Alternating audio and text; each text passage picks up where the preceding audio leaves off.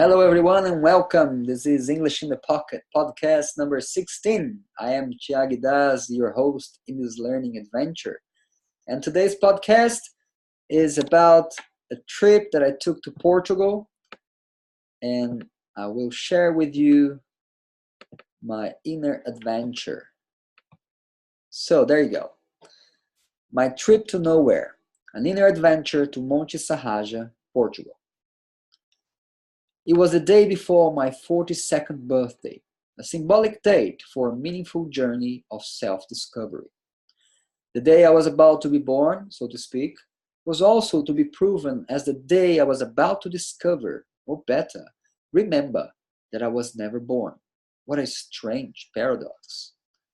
If anything, it was quite a synchronicity that the flight took over on that day, and I found myself literally in the air, in the arms of the unknown, crossing imaginary man-made borders, over the great waters of the Atlantic Ocean to land, literally, on the land of my very ancestral roots, Portugal.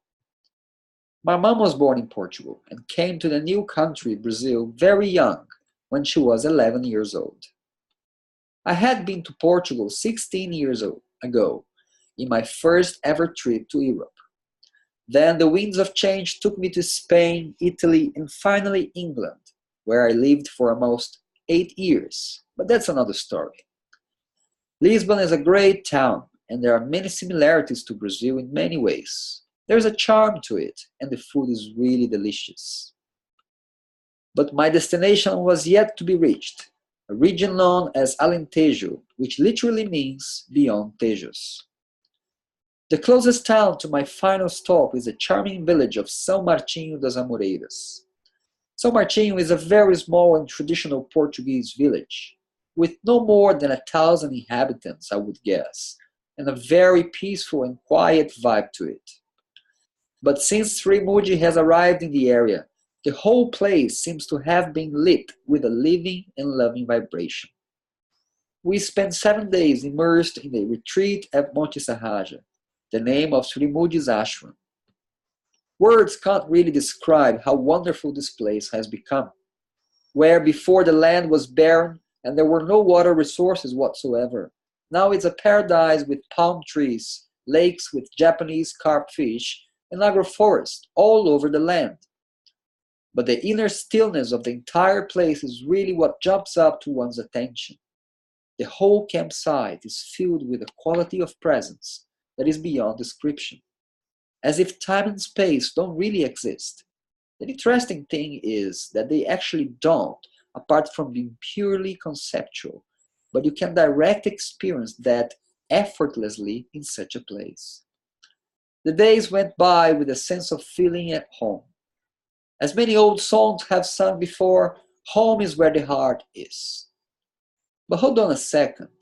I was miles away from my children, partner, parents, and friends. It is true that I also have friends in Portugal, but that is not what home and heart are meant here. Somehow, during my time in Monte Sahaja, I was given the chance to contemplate on a much deeper level what heart truly means, and have a glimpse of its most stable implication, the very source of oneself, which allows every other experience to exist and take place. If by heart it was only meant our emotional center, that would imply that we need to be constantly in a well-being kind of state to feel truly at home. And otherwise, we would just feel exiled in some foreign place outside ourselves. But the experience we should know by now, but by experience we should know by now that life is made up by what is changeful, which makes it impossible to feel good at all times. Heart in this discovery simply means the center of one's self, from which everything rises and falls. And by affirming that home is where the heart is, we are simply saying that no matter what happens to us in life, it can only be experienced and appreciated by this very center, aka heart, which is prior to the experience themselves and solely responsible for your very sense of presence. Words will always fail to describe that which is beyond them. In a way, It's like trying to describe silence using words. We can only point to the evidence around the thing itself, but the realization of its actuality must be a direct experience for and by oneself.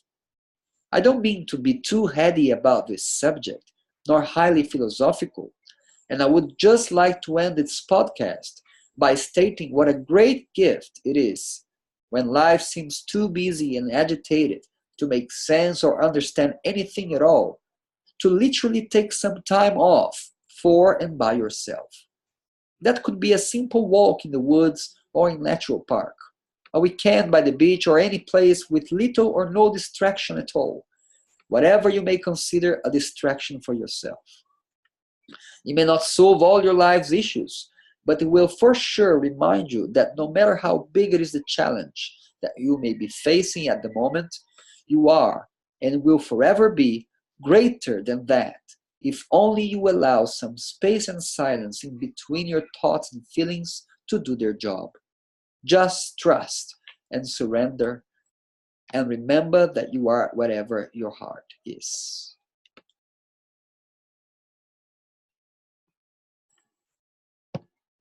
So that was it.